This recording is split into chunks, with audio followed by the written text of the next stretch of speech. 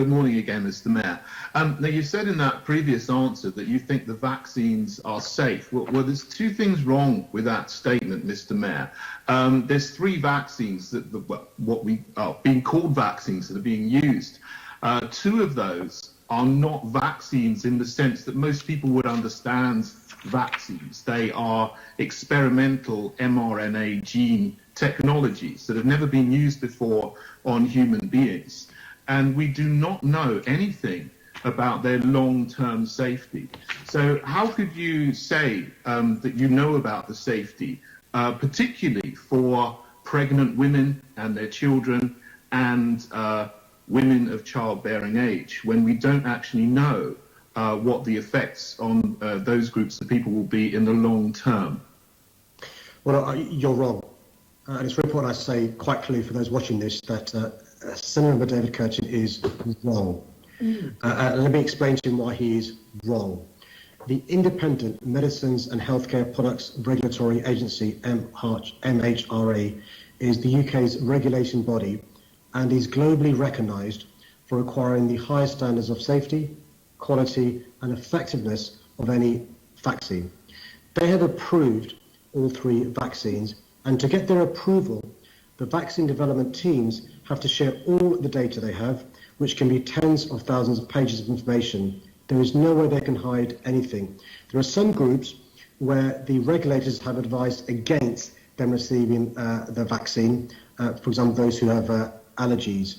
And it's really important, if anybody's concerned, they ask questions of experts rather than scaremongers, COVID deniers and anti-vaxxers. Okay, well, Mr. Mayor, you can say that I'm wrong, but actually I'm right, because there have been no long-term studies or studies on the long-term effects of these three injections which are being given to people, because they haven't existed for more than a few months. So there's absolutely no way that we can know the long-term effects over 5 or 10 years. I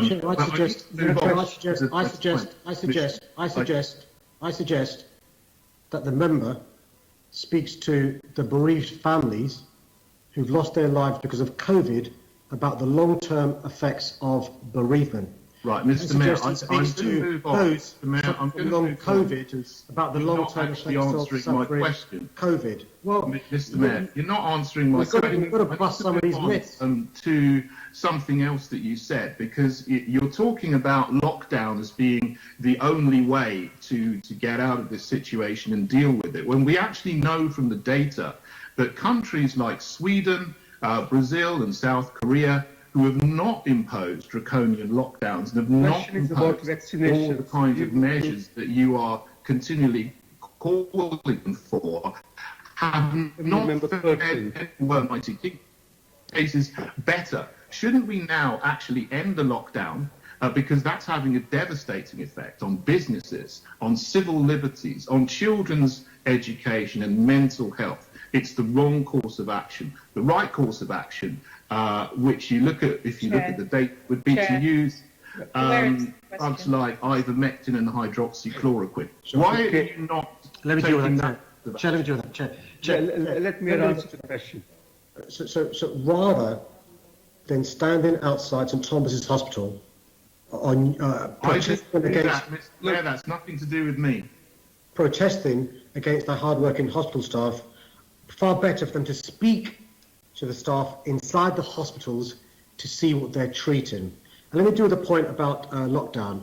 The idea that anybody would praise Brazil for a reason not to have lockdown. Let me deal with the facts.